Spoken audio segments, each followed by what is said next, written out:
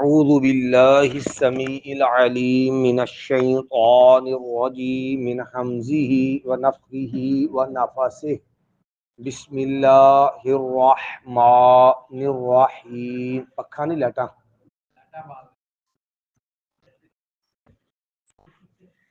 آٹھواں پارہ سورہ اعراف، آٹھواں پارہ سورہ اعراف جو ہے اس کا یہ چوتھا رکوع ہے۔ آٹھواں پارہ جو ہے اس کا یہ 11واں رکوع ہے، اور سورہ اعراف جو ہے اس کی آیت نمبر 34 ہے۔ اس سے قبل کل جو آیات ہم نے پڑھی ان آیات میں جو احکام بیان ہوئے ان میں سے پہلا حکم یہ تھا کہ حلال رزق اور زینت و خوبصورتی جب اللہ نے اپنے بندوں کے لیے حلال رکھی ہے کہ جیسے مرضی خوبصورتی زینت اختیار کریں بشرطے کہ تکبر نہ ہو، تو اس سے اللہ کی نعمتوں کو حرام کرنے کا کسی کو حق نہیں ہے۔ دوسری بات یہ بیان ہوئی تھی کہ اللہ تعالیٰ نے 5 قسم کے جرائم ان کو اللہ نے یہاں پر اصول کے طور پہ بیان کیا کہ یہ اللہ نے حرام قرار دیے ہیں، جن میں سے پہلے جرائم کا تعلق زنا سے تھا کہ زنا اور زنا سے متعلقہ جرائم جس کو اللہ نے الفواحش بے حیائی کے لفظ سے حرام قرار دیا، اور دوسرے جرائم کا تعلق مسکرات نشہ آور چیزیں شراب سے تھا جس کو اللہ نے الاثم لفظ کے ساتھ حرام قرار دیا، اور تیسرا جو جرم تھا وہ اس کا تعلق ہے عزت کے ساتھ، اور چوتھا جو جرم ہے اس کا تعلق ہے مال کے ساتھ لوگوں کا حق چھیننا، مال لوٹنا۔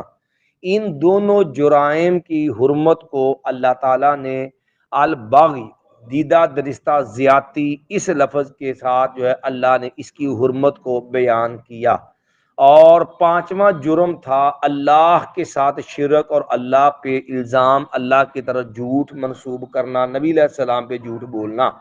اس جرم کو اللہ تعالیٰ نے آخری الفاظ ان تشرکوا باللہ ما لم ينزل به سلطانا اور ان تقولوا، ان الفاظ سے یہ 5واں جرم جو ہے اس کو بھی حرام قرار دے دیا۔ یہ 5 بنیادی جرائم ہیں، باقی جتنے بھی جرائم ہیں اگر اس کی تفصیل میں جائیں گے تو وہ ان کا تعلق انہی 5 جرائم میں سے کسی نہ کسی جرم کے ساتھ ہوگا، یعنی یہ بنیاد اساس ہے ان کی، باقی اسی کی جزیات ہیں۔ آج جو آیات ہیں ان آیات کے اندر اب دونوں قسم کے لوگ مسلمان ہوں یا کافر ان کی موت کو بیان کر کے ان کے انجام کا فرق بیان کیا۔ فرمایا وَلِكُلِّ أُمَّةٍ أَجَلٌ، ہر امت کے لیے ایک وقت جو ہے وہ مقرر ہے، کون کتنی دیر دنیا میں رہے گا یہ اللہ نے طے کر دیا ہے، اور اس وقت کی تعیین وہ کسی کے پاس نہیں ہے، اللہ کو پتا ہے۔ کیوں کہ قرآن مجید میں سورہ لقمان آخری آیت میں صحیح بخاری میں ہے کہ نبی صلی اللہ علیہ وسلم نے فرمایا مفاتیح الغیب خمس، 5 چیزیں غیب کی کنجیاں چابیاں ہیں، لا یعلمہن الا اللہ، کائنات میں رب کے سوا ان 5 چیزوں کو کوئی نہیں جانتا۔ وہ 5 چیزیں کیا ہیں؟ پھر نبی علیہ السلام نے بطور دلیل سورہ لقمان کی آخری آیت تلاوت فرمائی جس میں ان 5 چیزوں کا بیان ہے۔ ان اللہ عندہ علم الساعہ، قیامت کا علم اللہ کے پاس ہے، کب آنی ہے۔ وینزل الغیث، اور بارش بھی اللہ نازل کرتا ہے کہ وہ کب آنی اللہ جانتا ہے۔ وما جو ہے اسی طرح جو ہے مادہ اس کے رحم کے اندر کیا ہے یہ بھی اللہ جانتا ہے۔ وما تدری نفس ماذا تکسب غدا، کل کیا ہوگا یہ بھی اللہ کے سوا کوئی نہیں جانتا، زندہ رہنا ہے مرنا کیا کرنا اللہ کے سوا کوئی نہیں جانتا۔ وما تدری نفس بأی ارض تموت، کس جگہ موت آئے گی یہ بھی کسی کو پتا نہیں، وقت کا بھی اللہ کو پتا ہے اور جگہ کا بھی اللہ کو پتا ہے موت اٹل، لیکن جگہ وقت دونوں مقرر، لیکن انسان کو دونوں کا علم نہیں، اللہ کو دونوں کا علم ہے۔ لِكُلِّ أُمَّةٍ اجل، ہر امت کے لیے ایک وقت مقرر ہے۔ فَإِذَا جَاءَ أَجَلُهُمْ، پس جب آ جائے گا ان کا مقررہ وقت، جو وقت طے کر دیا اللہ نے وہ آ جائے گا، ٹھیک ہے؟ تو اب وہ غمی میں ہو خوشی میں ہو جس جگہ بھی ہو، موت سے بچاؤ نہیں ہے۔ لا یستأخرون ساعہ، نہیں وہ لیٹ ہوں گے ایک گھڑی بھی، ایک گھڑی بھی نہ وہ پیچھے ہوں گے، ولا یستقدمون، اور نہ وہ آگے ہوں گے۔ جو اللہ نے وقت لکھا ہے، نہ ایک لمحہ پہلے نہ ایک لمحہ بعد، لمحے کا فرق بھی نہیں ہے، گھڑی کا فرق بھی اللہ نے نہیں ڈلنے دیا، اور موت سے بچاؤ نہیں ہے۔ اس لیے اللہ تعالیٰ نے جہاں شہدائے احد کے حوالے سے منافقین کا اعتراض نقل کیا نا، کہ انہوں نے شہدائے احد پہ طنز کیا تھا، لو جی مروا لے نا کل کے، اے کوئی جنگ سی، ٹھیک ہے؟ اور کہا لو کانوا عندنا ما ماتوا وما قتلوا، اے تے کوئی جوڑ نہیں سی لڑائی دا، آج اگر وہ ہمارے پاس ہوتے نہ وہ شہید ہوتے نہ وہ مارے جاتے۔ تو اللہ نے اس کے جواب میں دیا تھا اینما تکون یدرککم الموت، تم جہاں بھی چلے جاؤ موت میں وہاں بھی آ جائے گی۔ ولو کنتم فی بروج مشیدہ، اگرچہ مضبوط محلات میں چلے جاؤ وہاں بھی موت نے آ جانا، جو ٹائم طے ہے، اور آنی بھی اس جگہ پہ ہے جو اللہ نے جگہ طے کی ہے، نہ وہ جگہ اس سے آدمی نے ہل سکتا ہے نہ یہ، جیسے نبی علیہ السلام نے فرمایا اللہ نے جس جگہ بندے کی موت لکھی ہوتی ہے، اللہ تعالیٰ اس جگہ بندے کی کوئی ضرورت حاجت کو پیدا کر دیتا ہے۔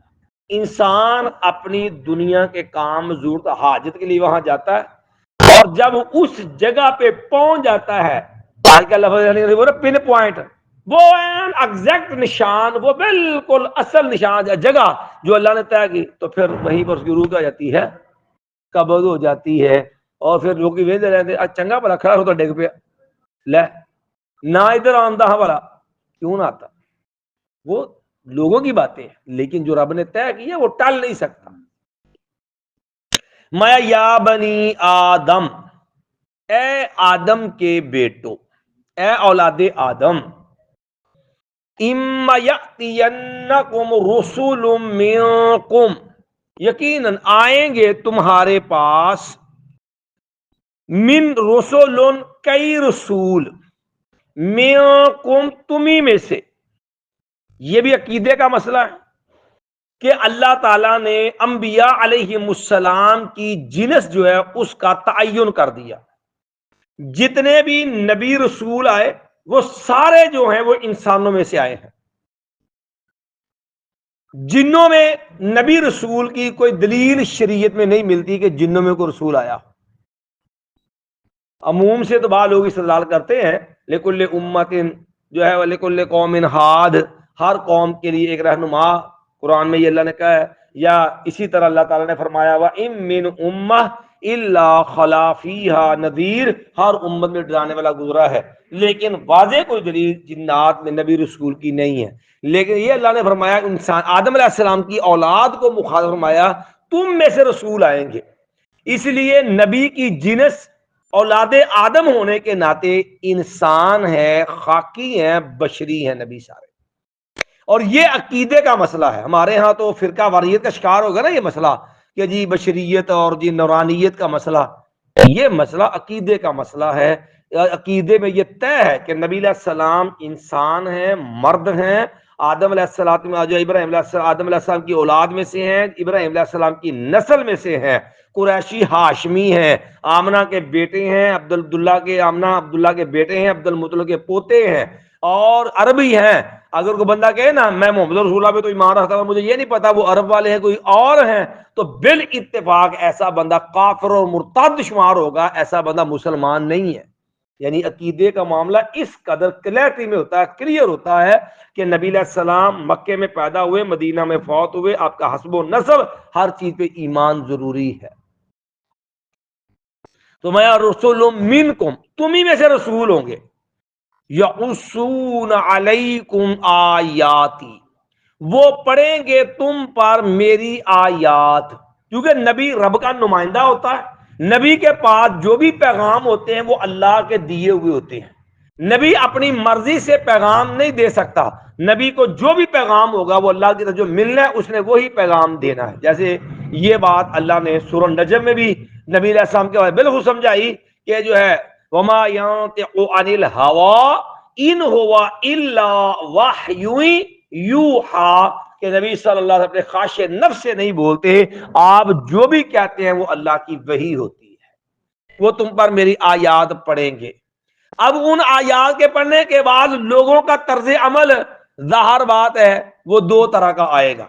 پہلے کچھ لوگ وہ ہیں فَمَنِ اتَّقَىٰ، پر جس آدمی نے پرہیزگاری کو اختیار کیا، وہ گناہ سے بچ گیا، نبیوں کے انکار سے بچ گیا، اللہ کے ساتھ شرک کرنے سے بچ گیا، کوئی تقوی کرنا بچنا ہوتا ہے نا، وہ اللہ سے بغاوت سے بچ گیا، نبیوں کے انکار جو ہے تکذیب سے بچ گیا، وہ جو ہے وہ اللہ کے احکام کے انکار سے بچ گیا۔ فَمَنِ اتَّقَىٰ، جس نے تقوی اختیار کیا، پرہیزگاری اختیار کی، نبیوں کا تابع دار بن گیا، وہ اصلح، خالی زبانی کلامی نہیں، پریکٹیکلی عملی طور پہ اس میں تبدیلی نظر آئے کہ اس نے برائی چھوڑ دی، غلط روش چھوڑ دی، کفر چھوڑ دیا، شرک چھوڑ دیا، اصلاح، اور اس نے کیا کر لی؟ اصلاح۔ قرآن مجید میں اللہ نے بار بار اس چیز پہ زور رکھا ہے، کیونکہ عمل جو ہوتا ہے نا وہ انسان کے نظریے کا عکاس ہوتا ہے، وہ بتاتا ہے کہ انسان جو ہے اس کے اندر ماننے میں، یقین میں کتنی صداقت ہے۔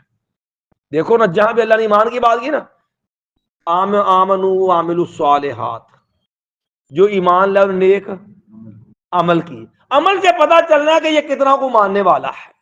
اگر کافروں کی بات کی نا، مایا ان تابوا واقاموا الصلاۃ وآتوا الزکاۃ فاخوانکم فی الدین، کہ مشرک لوگ فرما اگر یہ شرک توبہ کر لیں، اپنا کفر شرک چھوڑ دیں، خالی زبانی کلامی نہیں، چلو چھڈیا جی، جی ساڈے یہاں ہوندا ہے کہ توبہ کرنے نا تے جب بیٹھ لگے سٹیئرنگ تے امام لگے توبہ اللہ معاف کرے، بس کان کھجے وہ انچی لمے ہو جان، لیکن وہ زبان دی حد تک، لیکن اپنے آپ جو تو نہیں، رتی دا فرق نہیں بندے وچ۔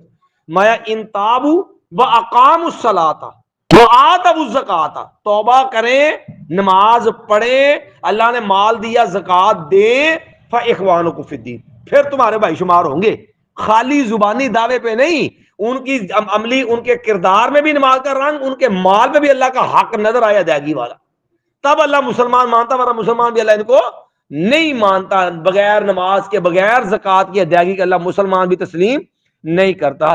اس لیے اصلاح جو ہے اس کا مطلب تبدیلی، بدلاو، اور اس نے اصلاح کر لی۔ اب جب جو بندہ پرہیزگار بھائی اصلاح کر لی تو اب ان کی آخرت سنور گئی۔ اب یہ بندے جانا تو اللہ کے پاس، موت پر حق ہے، لیکن موت ان کا انجام بڑا شاندار ہے۔ فلا خوف علیہم، نہیں ہوگا کوئی خوف ان پر، ولا هم يحزنون، اور نہ یہ غم زدہ ہوں گے۔ اور یہ بات خوف اور غم، حزن، یہ دو چیزیں ہوتی ہیں۔ خوف کا تعلق ہوتا ہے آنے والے وقت کے ساتھ، آنے والے جو آگے جائیں گے تو انہیں جو ہے آخرت کے مراحل میں، آخرت میں ان کو کسی قسم کا خوف نہیں ہوگا۔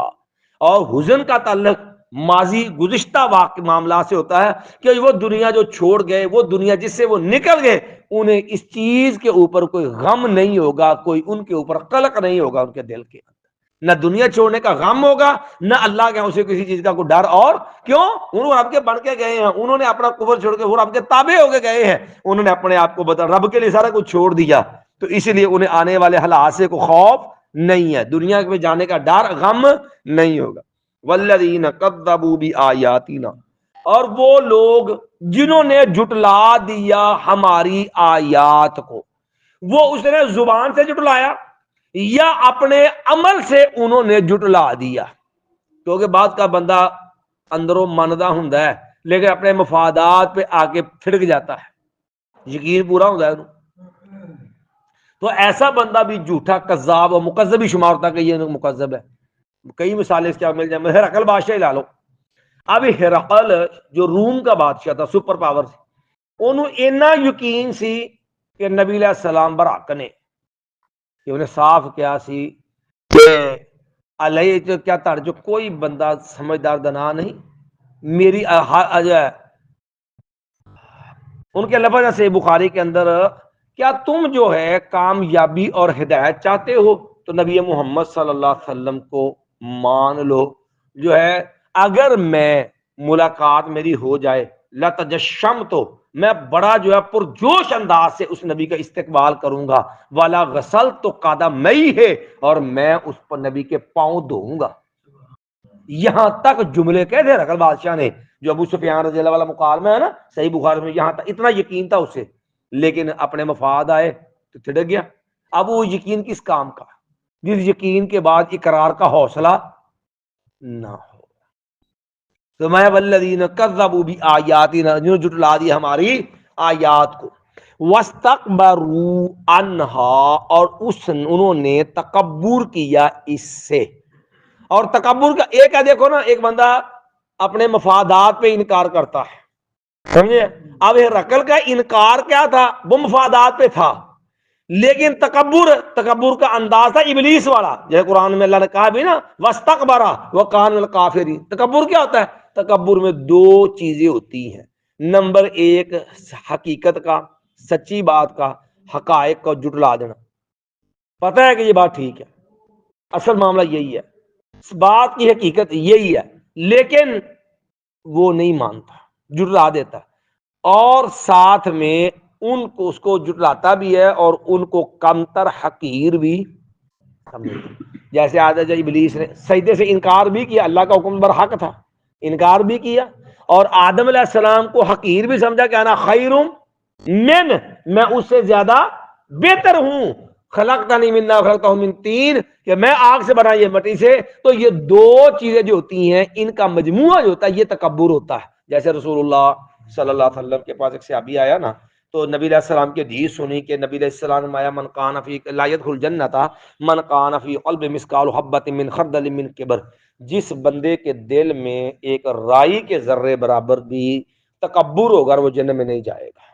تو ایک صحابی نے فوراً نبی علیہ السلام سے عرض کیا یا رسول اللہ صلی اللہ علیہ وسلم یحب الرجل ان یکون ثوبه حسنا ونعله حسنا, یہ انسانی فطرت ہے کہ بندہ خوبصورتی پسند کرتا ہے. تو اب اچھا لباس اچھا جوتا کیا یہ بھی تکبر ہے؟ تو نبی علیہ السلام نہیں یہ تکبر نہیں ہے. ان اللہ جمیل یحب الجمال, اللہ خوبصورت ہے خوبصورتی پسند کرتا ہے. ولکن الکبر, تکبر کیا ہے؟ بطر الحق وغمط الناس. نبی علیہ السلام نے بھی دو چیزیں یہی جو ہے ان کو تکبر قرار دیا. آپ نے کہا تکبر ہوتا ہے حق کا انکار کرنا اور لوگوں کو حقیر اور کم تر سمجھنا, یہ تکبر ہے. واستکبروا انہوں نے تکبر کیا اس سے. تو صحابہ جو انبیاء یہ مکذب قوموں کے انداز پڑھ لے کہ وہ نبیوں کو حقیر بھی کہتے تھے, ان کے ماننے والوں کو کہہ رہے تھے کہ یہ تو ہمارے کمی کمین ہے معاذ اللہ, ان کی تو حیثیت ہی کچھ نہیں ہے, یہ تو سارے غریب غربا لوگ ہیں. جیسے عبداللہ بن مسعود, سیدنا عمار اور دیگر صحابہ کرام جو نبی علیہ بیٹھتے تھے, مشرکین مکہ نے کیا کہا تھا ہمیں کچھ سمجھانا ان کو منہ میں اٹھائیں, ان کے ساتھ بیٹھنا ہماری توہین ہے. جس پہ اللہ نے کہا والا تطرد الذین یدعون ربہم, کیا میرے پیغمبر علیہ السلام آپ نے ان کو مجلس سے نہیں اٹھانا. حتیٰ کہ عبداللہ بن مکتوم نبی نے سے ابھی آئے نا تو قرآن نے اللہ نے سورۃ عبس وتولی پوری سورت نازل کر دی. کیوں کہ یہ لوگ ان کو جب ان کو حقیر سمجھتے ہیں مایا آپ نے ان سے جب وہ ماتھے پہ بال نہیں ڈالنا, آپ نے ان کے بارے میں کوئی جو ہے ناپسندیدہ اظہار نہیں کرنا ہے. یہ مانتے ہیں مانے, نہیں مانتے نہ مانے. مایا اولئک اصحاب النار, یہ لوگ ہیں جہنم والے آگ والے. ہم فیہا خالدون, اور وہ اس جہنم میں آگ میں ہمیشہ رہے گی. اب دو نبیوں کی دعوت سب کے لیے آئی, جنہوں نے مان لیا ان کی آخرت سنور گئی, جنہوں نے جھٹلا دیا ان کی آخرت کیا ہو گئی؟ برباد ہو گئی. اور یہی اصل خسارہ ہے کہ بندہ ہمیشہ کے لیے گھاٹا میں چلا جائے. اسی لیے اللہ تعالیٰ نے قرآن نے مجھے یہ حقیقت سمجھائی وَإِنَّ الدَّارَ الْآخِرَةَ لَهِيَ الْحَيَوَانُ, فرماؤ لوگوں اصل زندگی اخروی ہے, یہ دنیا کی وقتی عارضی ہے, یہ آخری زندگی ہے. اس میں الآخرۃ تو خیر لک من الاولی, تیسرا بلخاص خیر وابقی, کہ یہ سمجھایا آخر کی زندگی زیادہ بہتر ہے اور ہمیشہ باقی رکھنے والی ہے. اسے آپ کو قائم رکھنا ہے. یہ باقی رہنے والی زندگی ہے, دنیا تو فانی ہے. تو اس لیے عقل مند بندہ وہ ہے جو اپنی اصل زندگی کے لیے اثاثہ جمع کرتا سنوارتا ہے۔ تو اس لیے قرآن مجید میں اللہ نے حکم بھی یہ دیا کہ دنیا میں اپنا جائزہ لیتے رہا کرو کہ میں اپنی آخر دی ونڈ کی کڈی ہے، کی کمایا ہے۔ اللہ نے کہا نا یا ایھا الذین آمنوا اتقوا اللہ، او ایمان والو اللہ سے ڈر جاؤ، ولتنظر نفس ما جو ہے ولتنظر نفس ما قدمت لغد، ہر بندہ اپنا جائزہ لے آنے والی کل قیامت کے لیے کیا کیا، یہ محاسبہ کر دے رہا کرو۔ حضرت عمر کا قول ہے نا حاسبو قبل ان تحاسبو، سید عمر نے فرمایا کرتے ہو لوگو اپنا جائزہ لیندے رہا کرو، اپنا محاسبہ کر دے رہا کرو، یہ فائدہ ہوندا ہے کہ رب دے محاسبہ ہوئے گا تو پریشانی نہیں ہوئے گی، کیونکہ جب بندہ اپنا خود جائزہ لے گا نا تو پھر بندہ اپنے آپ کو بدلے گا، بہتر کر لے گا۔ تو جہاں بندے نو اپنے محاسبے کی فکر نہیں ہوگی پریشانی ہے، تو اللہ نے حکم دیتا محاسبے کا، وَلْتَنْظُرْ نَفْسٌ مَا قَدَّمَتْ لِغَدٍ، کہ یہ دو افراد ہیں، میں اپنا بندہ جائزہ لے لے کہ میں کہاں کھڑا ہے، کیونکہ یہ کہانیاں تھوڑی ہیں، قرآن کتاب ہدایت ہے۔ اللہ نے نبیوں کی دعوت کے دن میں دو گروہ بیان کر دیے، اب ہر بندہ اپنا کردار لے کہ میرا تعلق اتقا و اصلح، یا میرا طرز عمل ان سے ملتا ہے، یا میرا طرز عمل وہ جو ہے کذبوا بآیاتنا واستکبروا، یا میرا طرز عمل ان سے ملتا ہے۔ یہ آدمی جائزہ لے تاکہ وہ قرآن جو پڑھنے کا مقصد ہے ہدایت، آدمی کو اس سے جو ہے وہ اپنا نتیجہ اخذ کرنے میں آسانی ہو جائے۔ ایک بار پھر ترجمہ دہرا لیں، وَلِكُلِّ أُمَّةٍ أَجَلٌ، ہر امت کے لیے ایک وقت مقرر ہے۔ فَإِذَا جَاءَ أَجَلُهُمْ، جب آ جائے گا ان کا مقرر وقت، لا يستأخرون ساعة، نہیں وہ پیچھے ہٹیں گے، پیچھے ہوں گے ایک گھڑی بھی، ولا يستقدمون، اور نہ وہ آگے ہوں گے ایک گھڑی۔ مایا یا بنی آدم، اے اولاد آدم، اے آدم کے بیٹو، اما یأتینکم، ضرور آئیں گے تمہارے پاس، رسول منکم، تمہیں میں سے کئی بہت سارے رسول، یقصون، وہ بیان کریں گے، علیکم تم پر، آیاتی میری ایتیں، فمن اتقی، پس جس بندے نے پرہیزگاری اختیار کر لی، وَأَصْلَحَ، اور اصلاح کر لی، فَلَا خَوْفٌ عَلَيْهِمْ، تو نہیں ہوگا کوئی خوف ان پر، وَلَا هُمْ يَحْزَنُونَ، اور وہ غمگین بھی نہیں ہوں۔ وَالَّذِينَ كَذَّبُوا بِآيَاتِنَا، اور وہ لوگ جنہوں نے جھٹلا دیا ہماری آیات، وَاسْتَكْبَرُوا عَنْهَا، اور انہوں نے تکبر کیا اس سے، اولئک اصحاب النار، وہی لوگ آگ والے ہیں، ہم فیہا خالدون، اور وہ اس میں ہمیشہ رہیں گے۔ سبحان ربی الحمدہ، اشہد ان لا الہ الا انت، استغفرک واتوب الیک۔